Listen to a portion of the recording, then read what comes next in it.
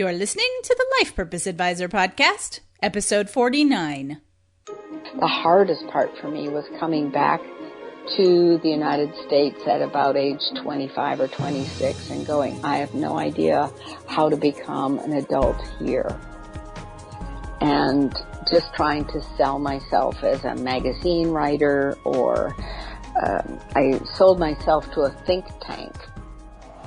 You're listening to the Life Purpose Advisor podcast. Life purpose, spirituality, higher calling, personal growth, meaningful life. We ask the deep questions about living a balanced life of meaning, purpose, and joy.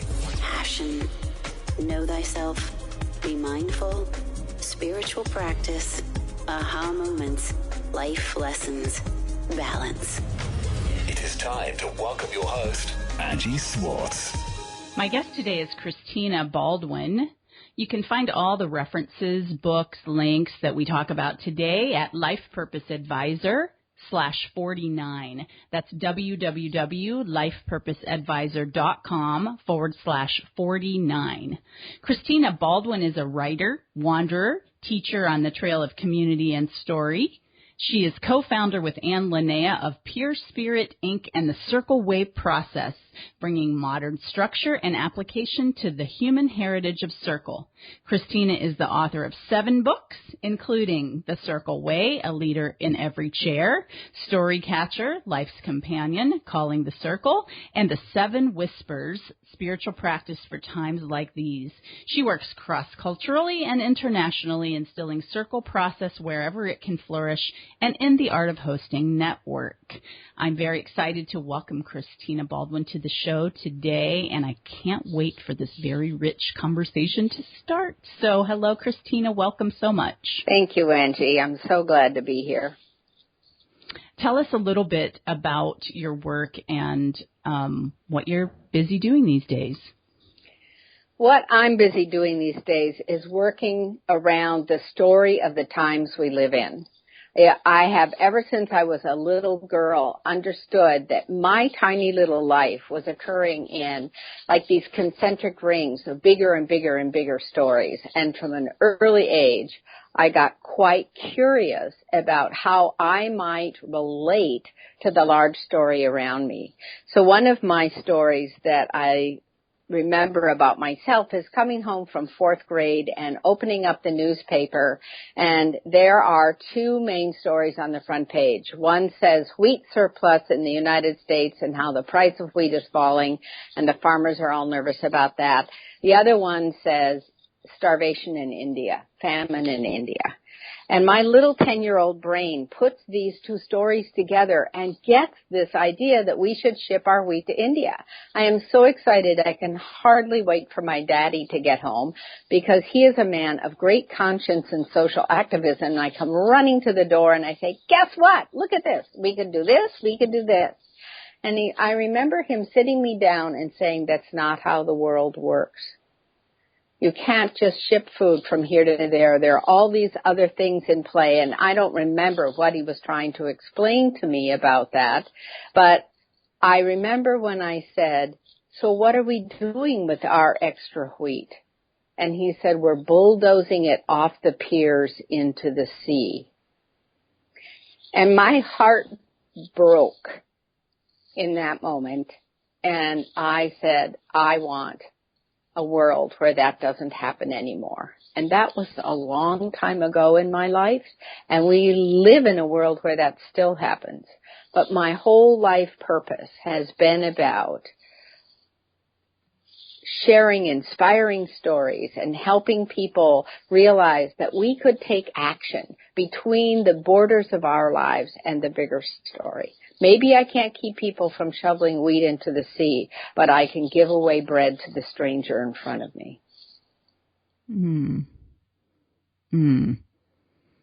Where do we start after such a delicious story? Well, I don't know. You know, one of the questions that you asked me is like, when did your life purpose come into you? And I think that part of that story for me, and that I obviously still have emotion talking about it decades and decades later, is that life purpose did come into me in that moment. And I was in 4th grade, and I didn't know what it was, but something clicked. And over again, in the news, we see rising to the surface little children who say, I'm collecting coats for the homeless, or I want world peace, so I'm going to write Gorbachev. Remember this beautiful girl who flew to Russia to meet with Gorbachev and talk to him about world peace. So I think that there is something in the child self of us that if it isn't absolutely quashed, can begin to attach to our life purpose from a very early age. And my father is 95 and lives about 10 miles from me now. And he and I have had some interesting conversations about that moment, which of course he doesn't remember because it wasn't that big a moment in his life. But as he listens to me tell the story, he said, I lost an opportunity in that moment because I depressed you rather than inspired you. But I am so grateful that you found a way to inspire yourself. So, go ahead. No, it's so true. It's so true, everything that you're saying about, and that's my belief around life purpose is that we always know our purpose, but there becomes a time when we can't recognize it. And so we have to work hard in our adult lives, many of us, to uncover it again. I have a similar story that I wrote a blog post about in my life around the age of 5, similar with my father, that I won't go into here, but, is very, very similarly follows your story.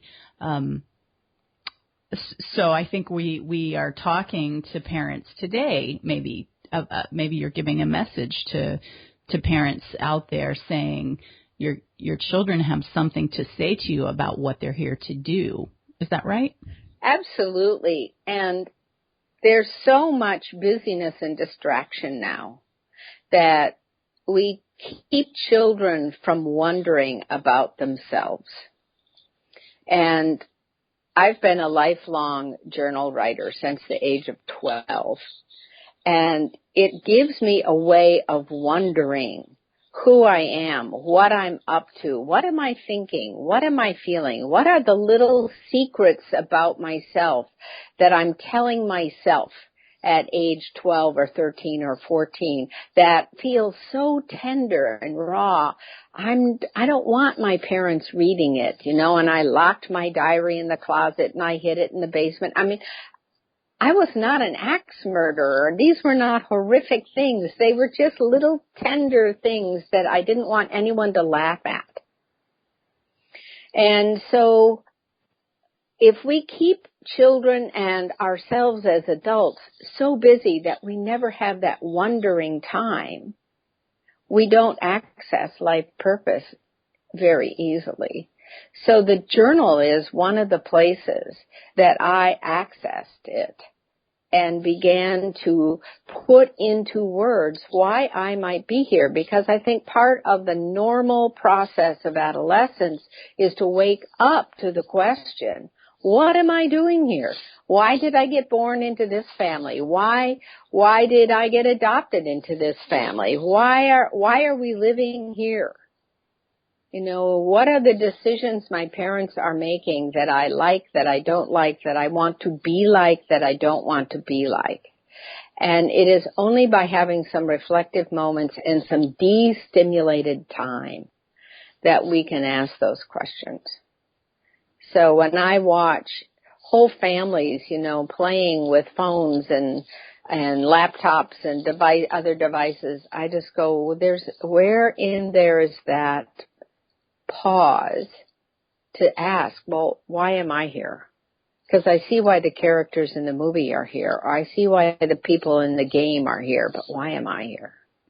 In tandem with that, we see so many people interested in mindfulness-based stress reduction.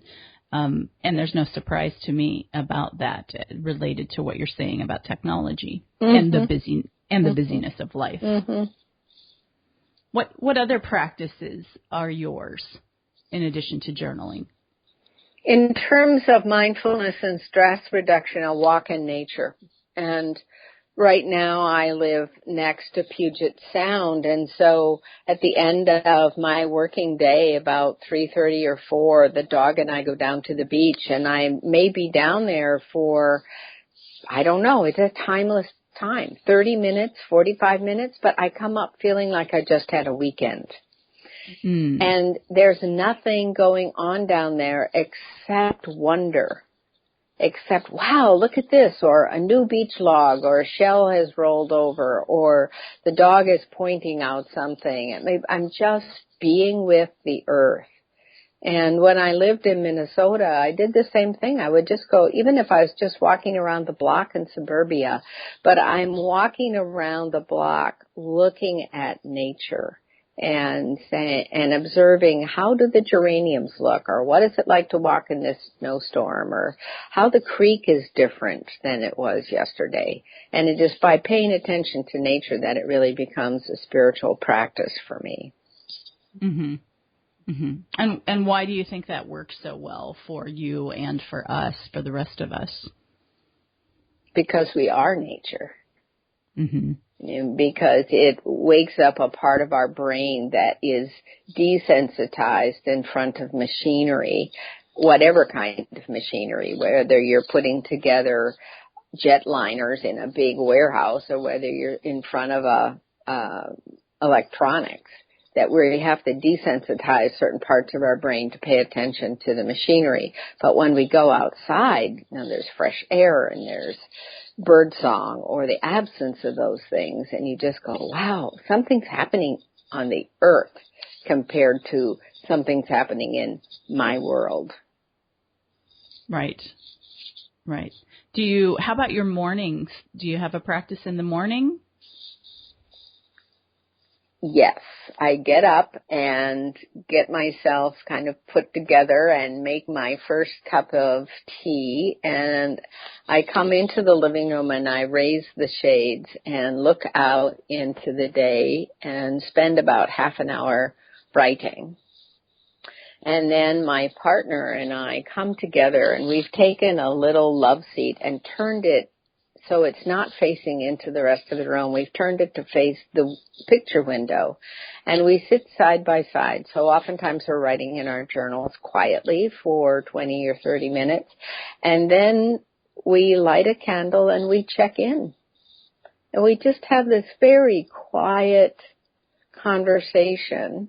But it's about, well, what was it like to entertain your sister last week? But it's like underneath the things we did, how was it? How was that in the stream of the family? And how was it for us to have a house guest that long? And, just whatever comes up, what do we want to do today? We run a small company together. What do we want to do today in our company? What's most important? What are the things that might get lost? And I think for us especially, we talk a lot about our desire to be spiritually dependable. And that spiritual dependability for me may mean don't forget to reach out to the friend who's having surgery. Don't forget to say my own kind of recitation of blessing prayers into the morning and into the evening. Just remember these things. Don't just turn on every device in the house and get too busy going down all the tracks of attention that are required of me. Remember to hold on to my heartstrings. I love that. Talking about your practice in the morning, can we just talk about the 7 whispers for a moment? Absolutely. I feel like I know you as a friend because I think of you often when I wake up and I often open the door and step outside as one of the first things I do every day after I'm doing meditation and energy work. But when I come upstairs and open the door for the first time, I step outside to greet the sun, greet nature, and I have to credit you for that. So can you just talk a little bit about what the 7 whispers says about that? The 7 whispers are part of my morning prayer practice, and they came to me in the 1990s, and then they never went away. And I sent them out as a holiday greeting card, I think in 99 or something, and my book agent was so thrilled with them. He said, "You ought to write a book about these." And I said, "Well, it's just my prayer." And, he said, "Trust me." So I wrote this little book called The 7 Whispers. And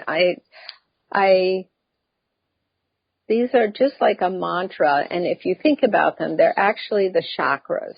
So the first one, maintain peace of mind, is the Crown Chakra.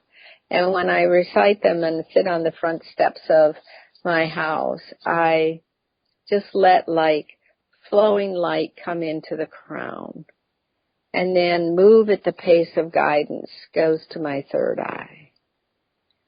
And practice search and key of purpose is right in the throat chakra, where our words lead us to action.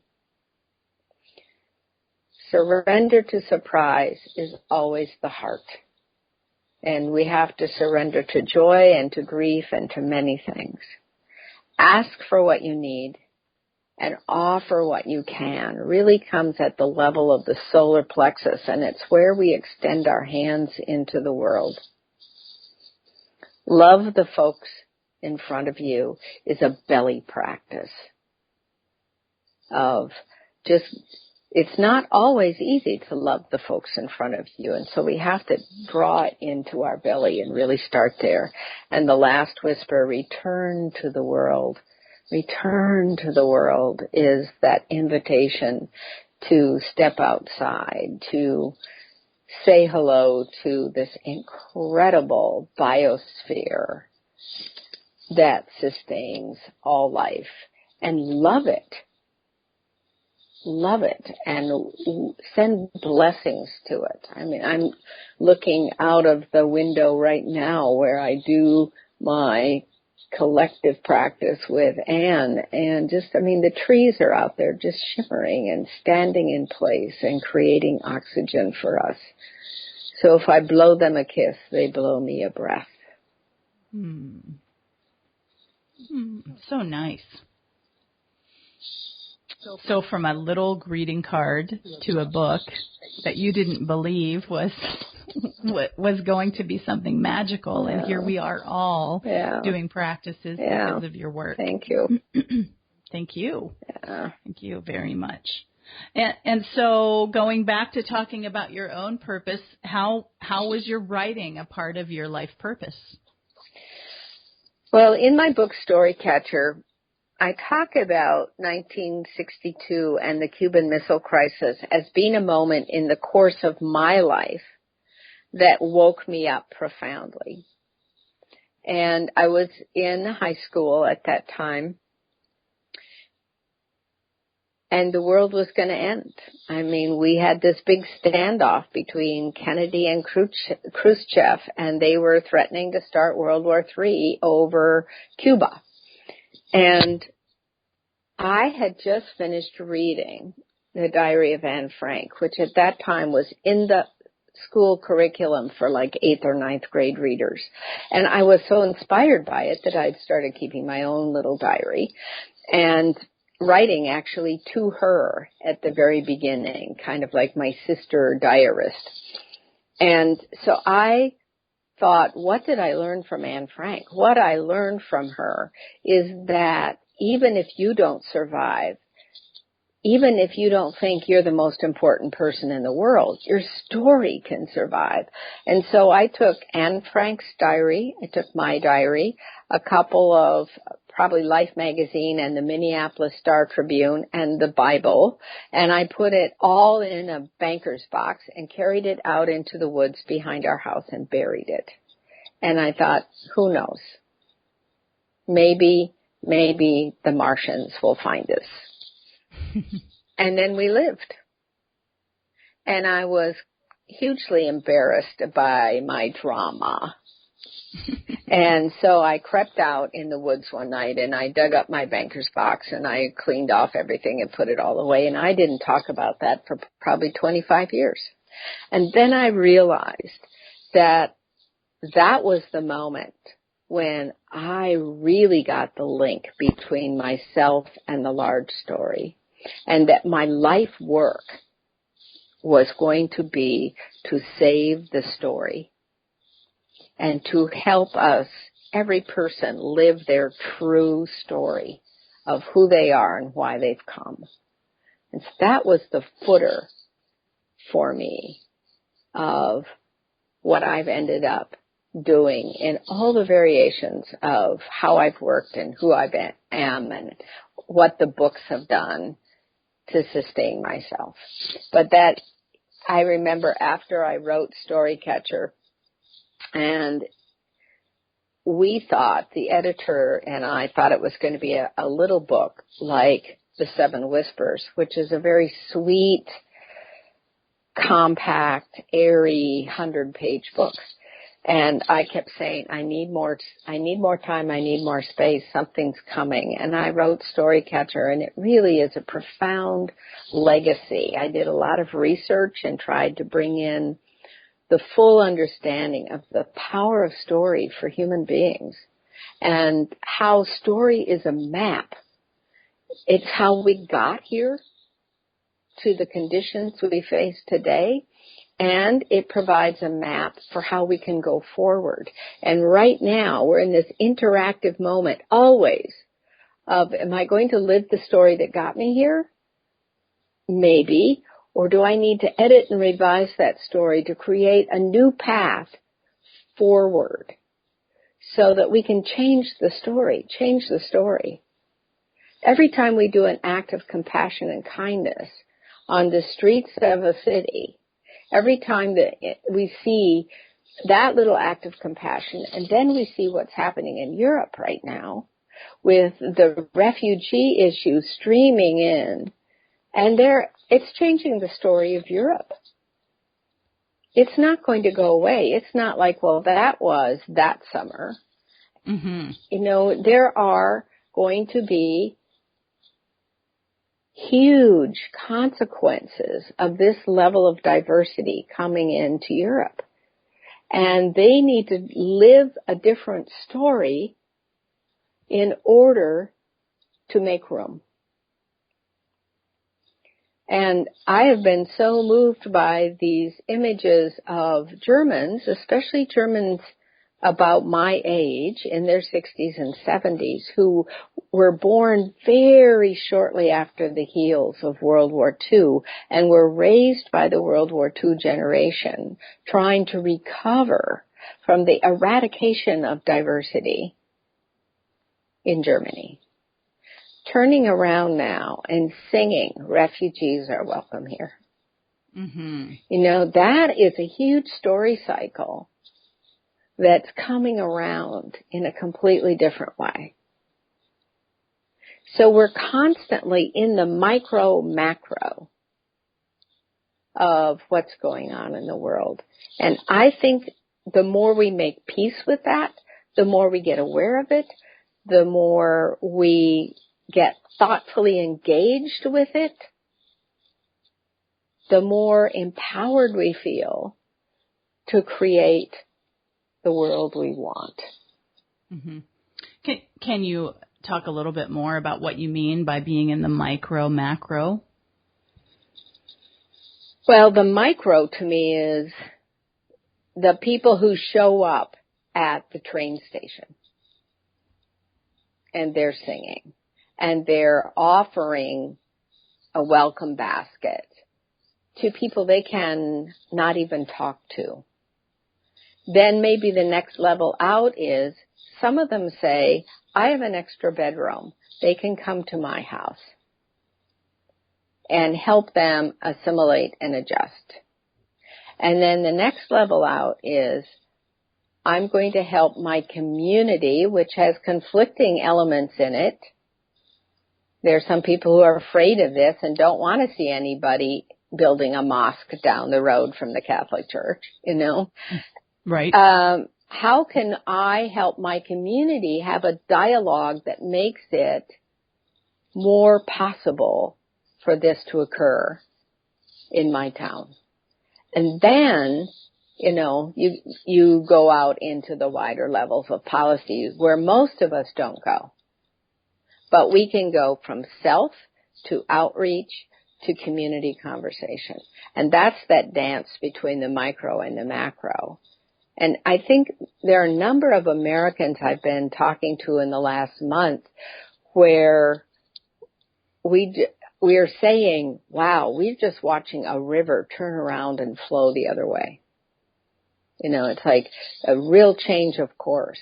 And then I've been raising the question, how can we use what's happening in Europe as a mirror to help us be better receivers of the Hispanic influx in our own country? Mm-hmm. And there are several people. There's a bunch of people on my island, which is 100 miles south of the border of Canada, learning Spanish because we want to be better neighbors as Hispanic people come into this area.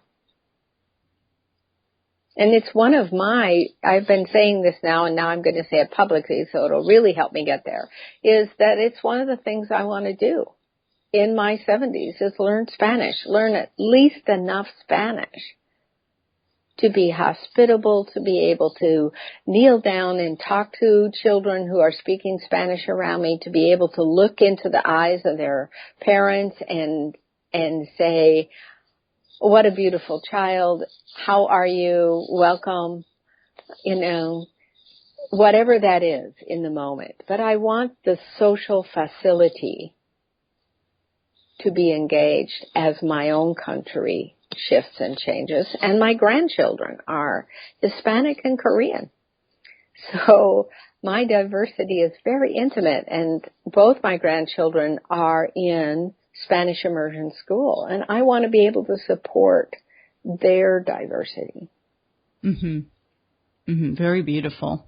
Do you think that we could take it to a different level even of the macro? Like, how do you think this discussion applies to what's happening to us from a spiritual standpoint or from a worldview of how we're changing as a world culture as it relates to how we're going to be living in 10 years?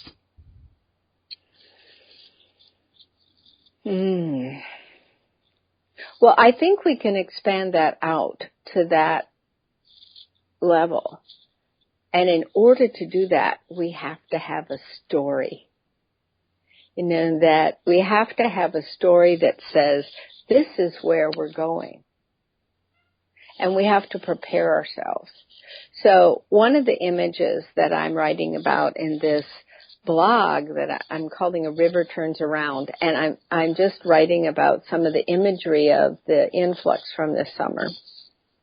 And one of them is a little blonde German girl, maybe 8 years old, and she has a plastic baggie full of things, and she reaches out to a little Syrian family walking by her and a little boy about her same age, and she touches him and offers him the bag of goodies. And he turns and he smiles to her, and he does just the slightest little nod of his head or bow, because they probably can't talk to each other.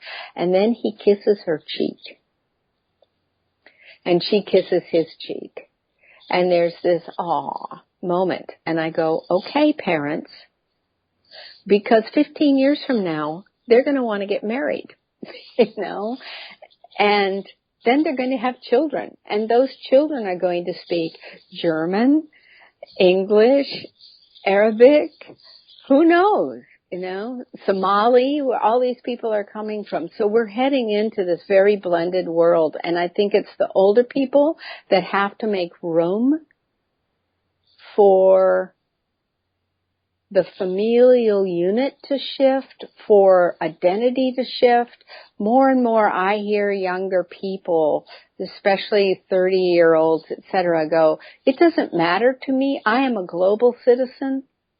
I honor, and especially people of racial or ethnic diversity, they just say, I am a citizen of the world. I am a child of the world. And I want to build a world culture. And I think that's very, very hopeful. And older people need to keep expanding our story and creating safe space and not say, well, it's important to me that you stay Germanic or that you stay Lutheran or that you stay this or that. Instead go, it's important to me that you find the right love and that we together create a world that can sustain where you're going way beyond where I'm going. Yeah, it's an interesting topic because I personally, as a Gen Xer, I feel like as I was younger, maybe before I had children, I would have said my philosophy was very similar to what you just described, that a younger person feels. But as I've become a parent of a very blonde-headed, fair-skinned, very European-looking child, and thinking about how that plays out going forward and seeing the world change to become very blended, and I grew up in a small town in Ohio, it feels a little bit challenging to me. So it causes me to have to work on opening my heart more. And I say this because of your comment that older people have to work on that. I think, and I'm saying that to be very open, that I think many of us have to continue to keep opening, keep stepping in to change, and looking at where we're uncomfortable and being willing to stand in that spot. Absolutely. That's the edge of the story map, is where we're uncomfortable in that spot. And when we hit the edge, in the old days, you'd see all these maps that the sailors would draw. And when they couldn't get any further, they would write, "Here be dragons," and turn around. And so many maps just said impassable mountains, dragons, whatever. And what I find now is the "here be dragons" is a psychological concept in my own life that says, I don't want to explore this deeper. Right. And so I can turn around and go back and be with where I'm comfortable. Or I can say, maybe I should be riding this dragon. Maybe I should let this dragon take me where I really need to go. And one of the things that I see that's happening at every single level, I believe, in our life right now, around the whole question of how much stuff is enough? What do I really need? What do my children and grandchildren really need? We have this profound push for education, for example. Yeah, particularly in the, I don't want to call it underdeveloped or less developed world, because they're developed just fine. They just haven't got as much stuff. But right. in the less stuff world, you've got people who just say, we'll do without a whole lot of stuff in order to get our children educated. But then the question is, all right, educate them about what and for what to become whom? It's a big question for me as a parent of a 10-year-old, a very big question. Yeah. And it brings in strings of many other questions about how you parent and what you encourage. So I think, and I'm working with a 10-year-old grandson right now about this, who likes to be really busy, and he lives in LA, and he's very out there and playing soccer, and when he's not playing soccer, he's running around the playground, and he's learning Spanish, and he's learning English, and he's a 10-year-old active kid. And I keep looking for ways to just help him have that of interaction between himself and his dream. So even when we're playing a video game, he plays, I can't remember, I'm blanking on the name right now, but it's where they make their little world Minecraft. And so even when he is playing Minecraft, I will ask him, what are you building there that relates to who you are? You know, what kind of world do you want to move through? Yeah, you can make a world that has guns and turrets and all those kinds of things, but also make a world that you want to live in. And so we'll talk about that while we're moving those little chips around. Sometimes we'll do collage and just start cutting up nature magazines and talking about the freedom to put different pieces together and, you know, what kind of nature trip might you want to be on? What do you notice? And he does, in spite of where he lives, he does have an amazing connection to nature. And talks about the birds that he sees over the schoolyard, etc. So that I'm really working to foster that, to just help him keep seeing the various tracks into his future. And of course, like 90% of 10-year-old boys, what he wants to do when he grows up right now is invent video games. But I said, well, that's great. You can invent a video game about saving nature. So you told us what you were doing at age 10. I'd love us to move into a little bit more of looking into some of your own aha moments of what kept telling you that this storytelling path was really part of your purpose. Okay. So what other things were showing up in your life? Well, I think at 10 was really the awakening of that connection between myself and the big story. And then that was very much amplified with the story I told you when I was 17. Right. And then I went off to college, and my first major course there was Man and His World. And I had a lot of aha moments being in the university at that time that was waking up both around peace activism during the Vietnam War and feminism, you know, becoming a different kind of woman than I saw in the world around me and then I had been raised by. So I'm trying to remember, I don't know if I had an aha moment in college, but I began speaking up for my gender before even Ms. Magazine was coming out. It was just like, why is this called Man in His World? Why isn't it called Humanity in the World? And I raised that question to my professors, my male professors, who just looked shocked at the idea, like, why would that make any difference?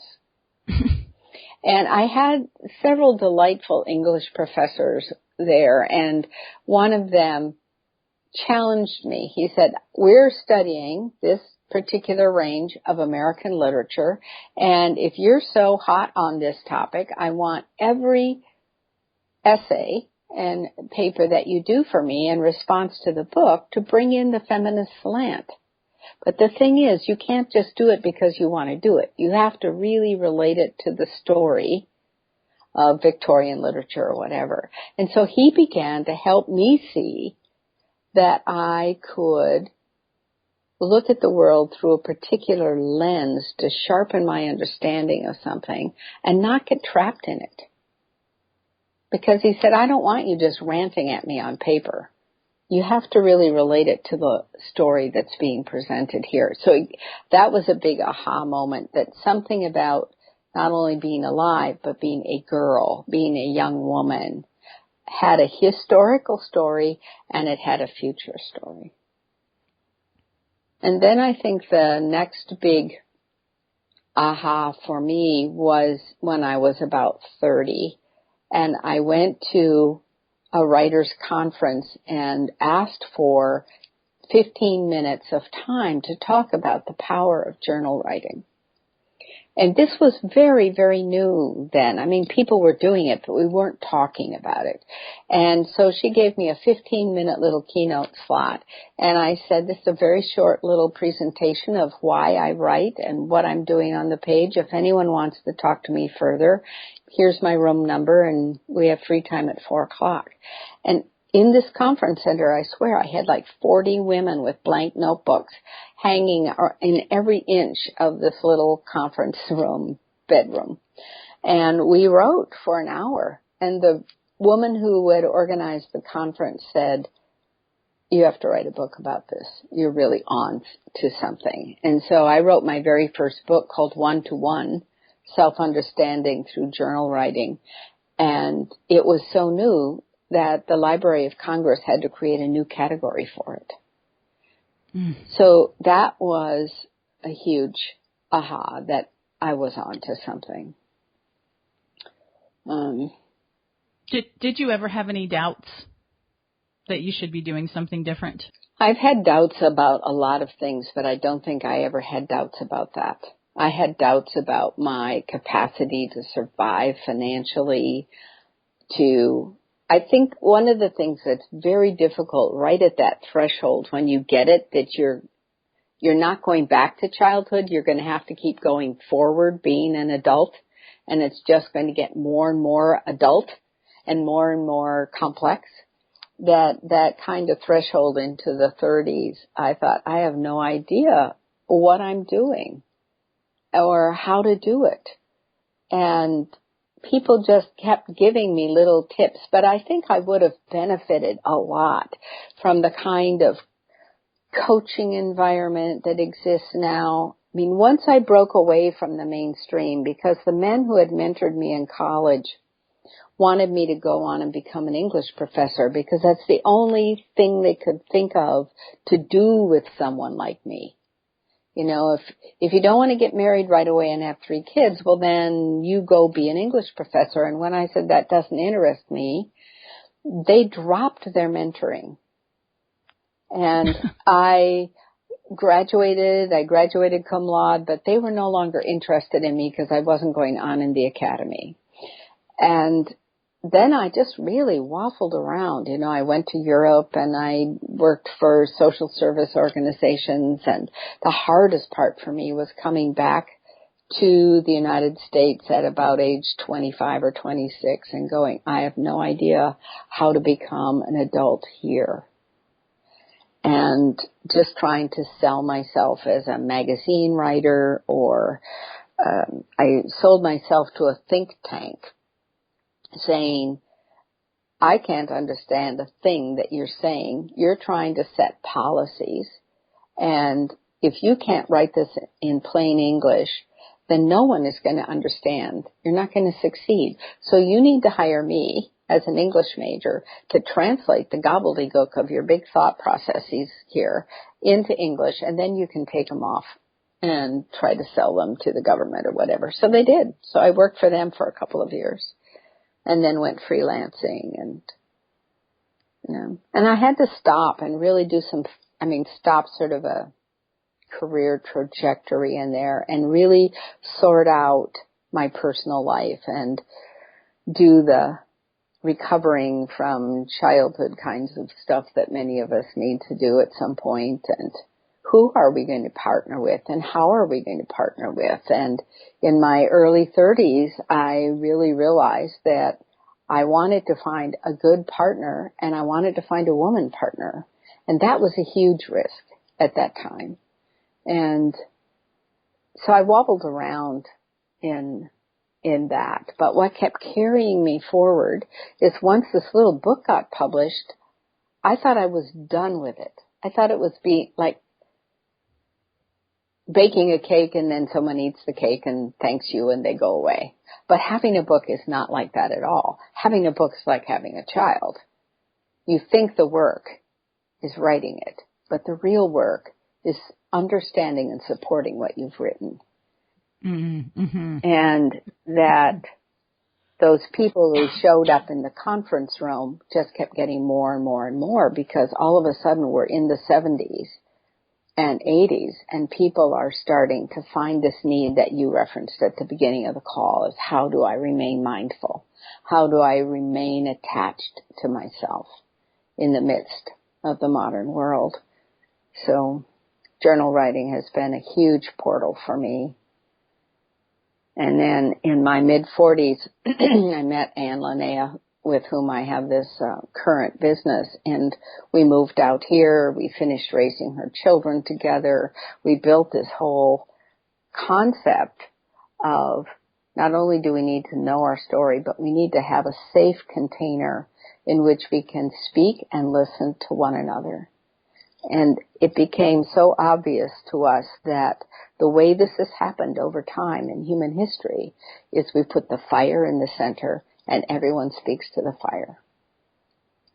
And that we can hear stories that we disagree with, stories of diversity, and we can look for the commonalities in one another if we speak and listen through that center space. And that's been the essence of the 20-year journey we've done with the Circle Way work. Can we go back just a minute? You talked about that you had to stop, that it was difficult to figure out how to live in the U.S., and you worked your way through that, but then you had to stop and do the work to recover from your childhood issues. Can you briefly just touch on what those were and why that was important?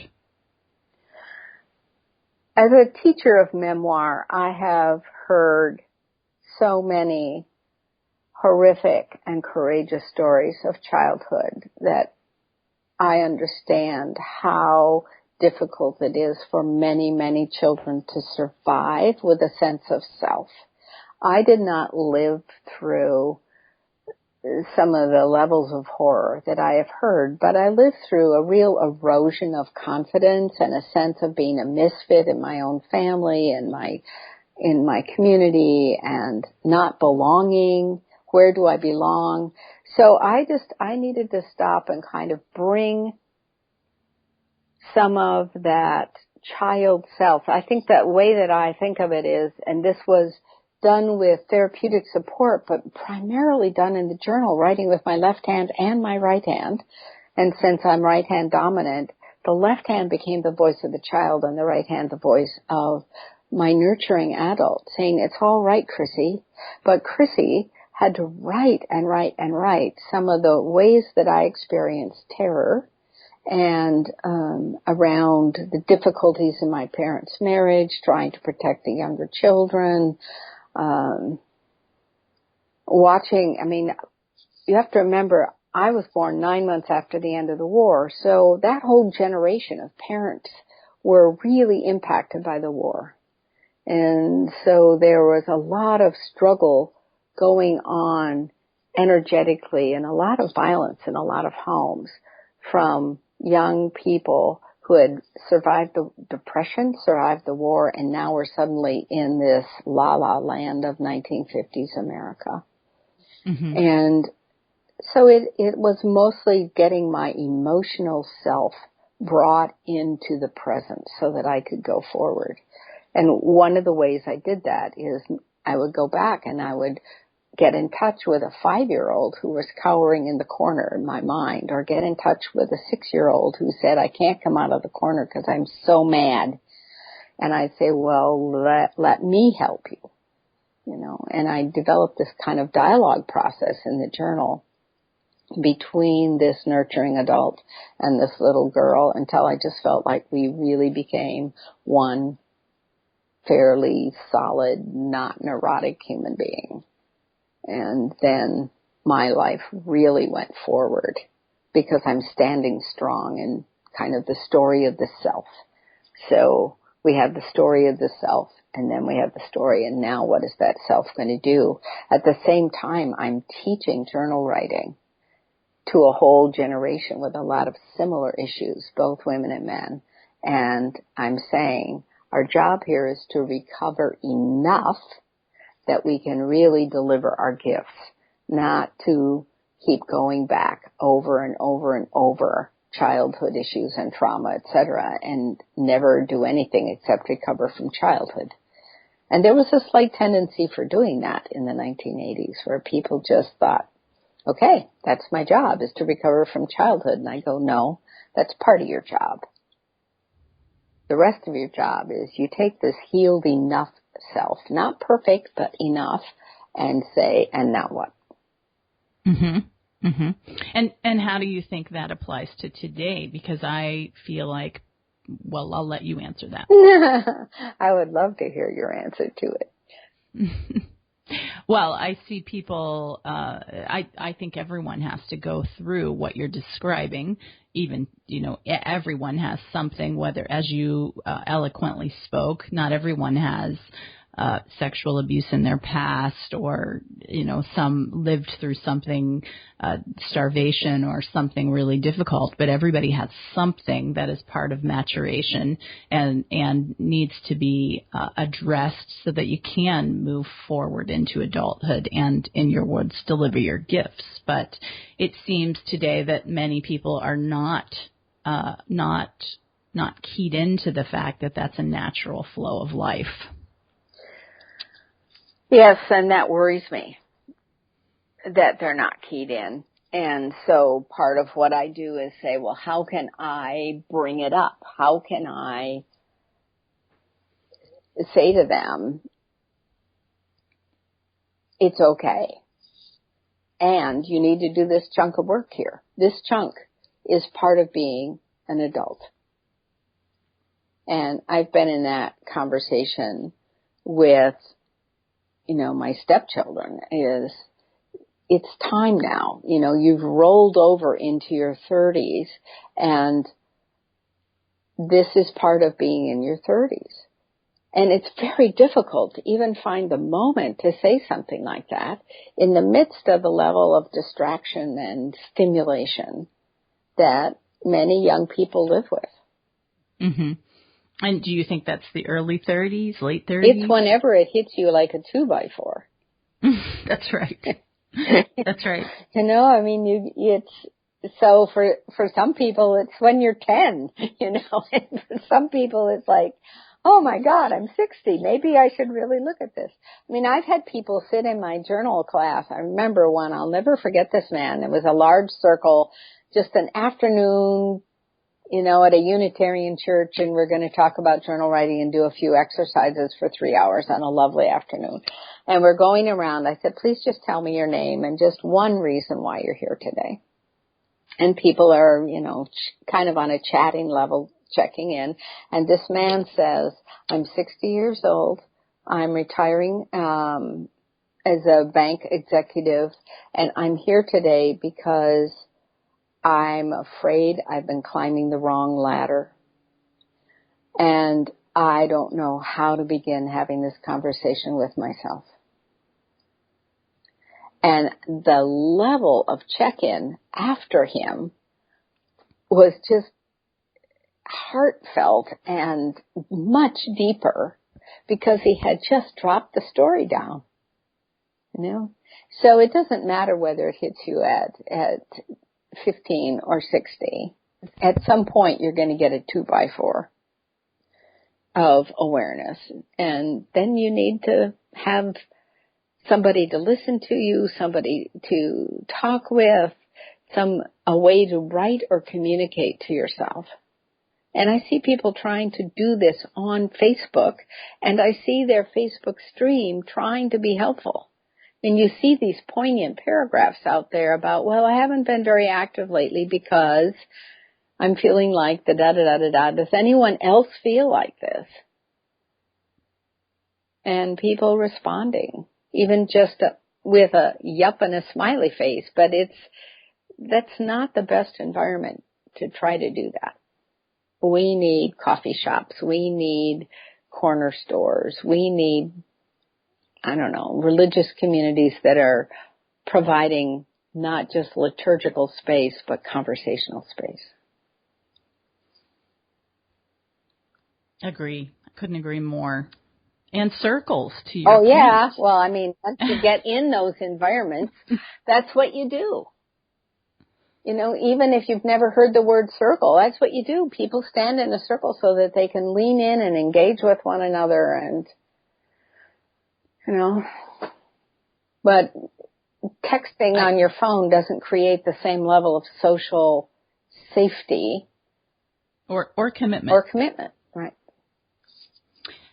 Yeah, I remember when we first spoke, talking about doing this interview, and we talked about a mutual friend and a mutual event that we both know of and that you worked in, the Alia Summer Institute. And the track that I took involved circle, and I thought, that's interesting. I know what circle is. I know how to participate in that. Why is that such a big deal? That there's such a depth to the circle work. Let's just talk about that for a minute.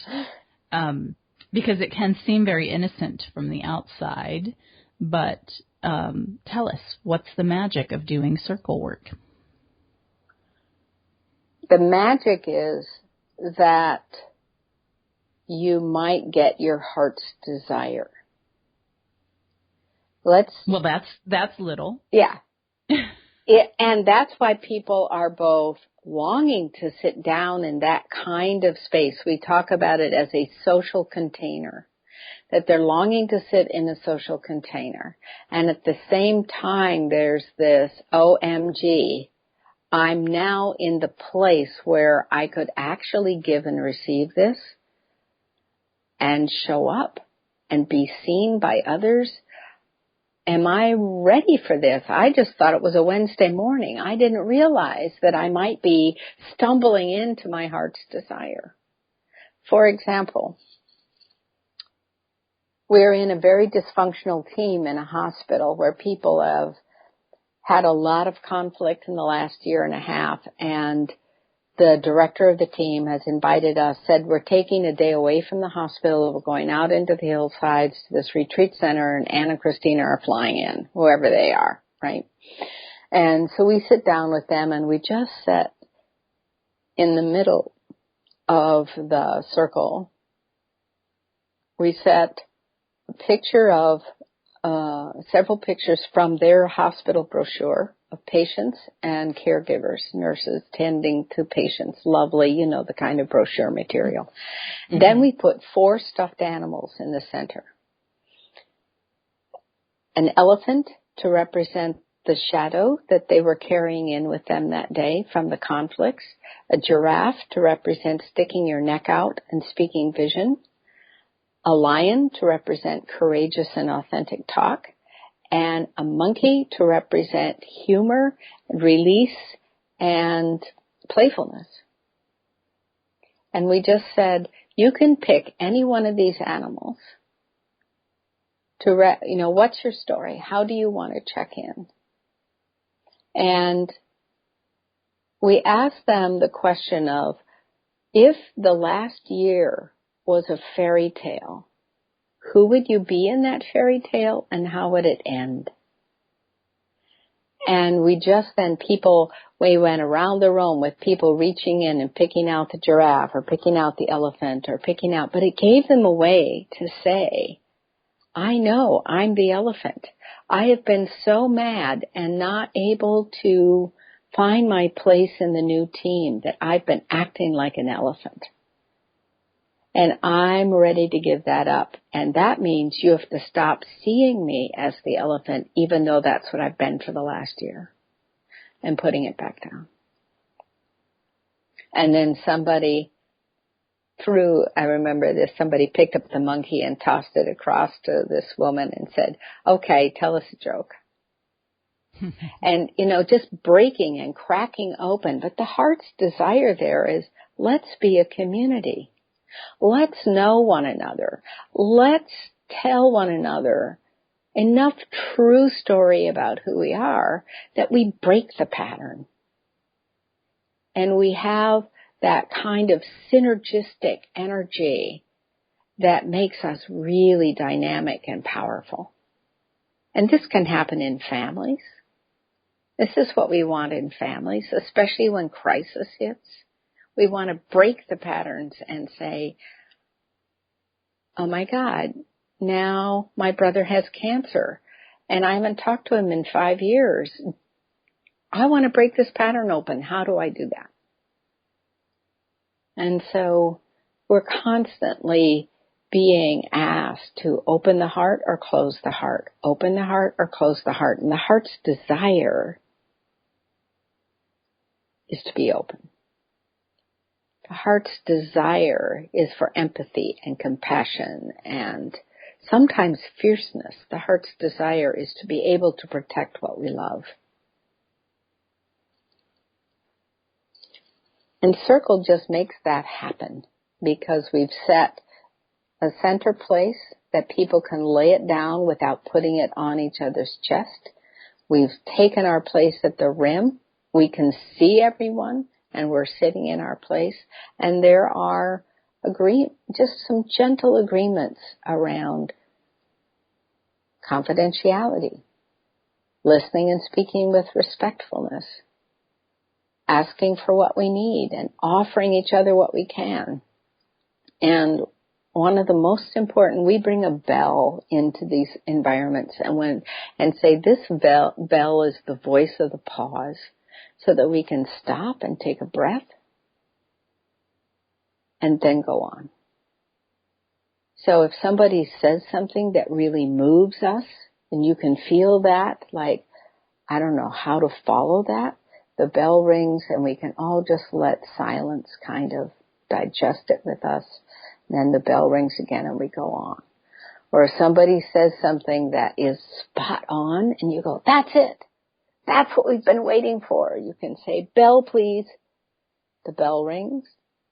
And I say, I just didn't want us to lose that. I think the whole morning has been getting to that idea of what to do next. People get energized and heart blasted open and felt like they can speak authentically and they're seen authentically. And they just thought they were going to a meeting on a Wednesday morning. If one of us listening to you would like to learn more about holding our own circles, how do we do that? How do we get educated? On our business website, PeerSpirit.com, and it's PeerSpirit.com, there are many, many resources, and you can just click it open and go to the resource section. And you'll see that there's a 2-page guide to what is that social container. And it's in 18 languages because people are using this all over the world. And then they just translate this 2-page guide. And also starting in the beginning of 2016 is a new website called thecircleway.net. It's not mounted yet, but it will be in the next few months from the time we're talking. And it will be a way of seeing where these colleagues who are practicing this are located around the world, and we're going to lift a lot of the PeerSpirit resources and double post them over there. Another very interesting part of our website is the archives of our monthly newsletter. And what we've archived from those newsletters is the story of how this is being applied in the world. And there are stories that deal with a huge spectrum of not only the work we've done, but the work that many people are doing using the Circle Way. Very nice. Thank you for sharing that with us. I could talk to you for days and days, I think. I want to ask you just a few more questions before we close. And I don't want to end this rich conversation without asking you, what are your spiritual beliefs? You know, the word that came to me when you asked that question was, my spiritual belief is yes. To say yes to life, to say yes to the threads of love wherever you find them in the world, and to weave more threads. I was raised in a really liberal and loving aspect of Protestant Christianity, and think of Jesus as a profound teacher and healer and bringer of a new world. And I guess I now think of myself as kind of an Episcopalian, that to me, nature is also that. Other people are that. That we show up with aspects of the divine radiating out of ourselves over and over again. And my practice has been, if somebody said to me, well, define the word God, I would have to say God is what happens in the space between. God is what is happening in the space between the whirling atoms that create this whole universe. God is what is happening in the space between you and me when we are in heart space. God is what happens when I really see creation and I am moved to tears by the beauty, by the courage, by the pathos. I mean, we spent some time talking about the refugee crisis in Europe right now. God is what happened when that little boy washed onto the beach. And it was a terrible sacrifice for him and his family. And that photo changed the hearts of millions of people. And that was a profound something that leapt into the space between where I'm sitting on my computer screen and that child's face or that child's body comes forward and I go, I get it. And I am going to relate differently now because I get it. Thank you for that. On a little lighter note, or a much lighter note, may I ask you a lightning round of yes or no short answer questions, please? Okay. Do you think passion and purpose are the same things? I think they can be. I think purpose must be fueled by passion. Do you think everybody has a life purpose? Yes. On a scale of 1 to 10, 10 being high, how important is following your joy and igniting your life purpose? I think it's an 8, and I would say you have to make your joy, not follow it. Thank you. Did you ever quit your job to follow your purpose, and do you think somebody needs to quit? Yes, I did quit a job to follow my purpose. I think the need to quit is just what you discern in the moment when your job's purpose and your purpose both are clear. What brings you great, great joy? When I get to witness God in the space between. If you unexpectedly amassed a good-sized fortune, what would you do differently? Personally, I would do almost nothing differently in how I live. I would just probably put solar panels on the roof of my house. And I would spend the rest of my life in some kind of philanthropy that loves the earth and loves the people. Thank you. So just in getting ready to close, tell me, what should listeners learn from your life? There's a poem by William Stafford called The Way It Is that begins with, there's a thread you follow.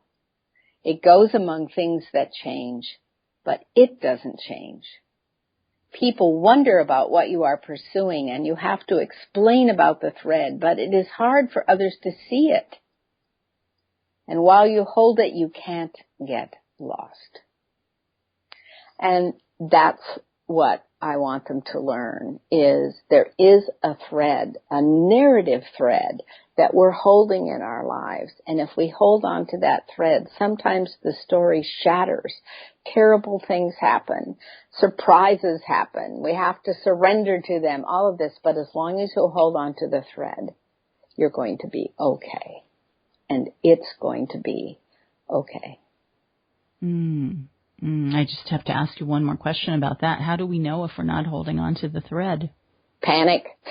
For me, I go, oh, where's the thread?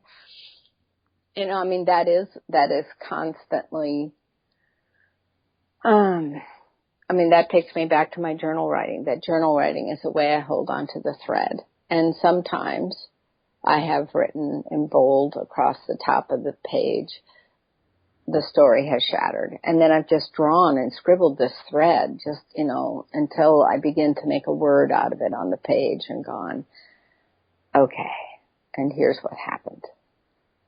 And I begin to make a little bit of story over some major event. And then I can begin to feel that thread. Sometimes I wear the thread. I put it around my wrist. I wear it as a necklace. And I finger it and I go, hold on to this. And part of my brain says, well, what the heck is it? I go, it doesn't matter. Just don't lose this. You will give it a name when the name comes. I love that so much. Thank you for sharing that richness and everything else that you shared with us today. It's my honor to be able to hold this space for this discussion.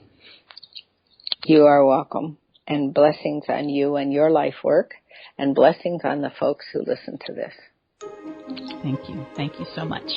You've been listening to the Life Purpose Advisor podcast with me, Angie Swartz, and my very gracious guest today, Cristina Baldwin. You can find more information about Cristina at PeerSpirit.com, which she mentioned earlier.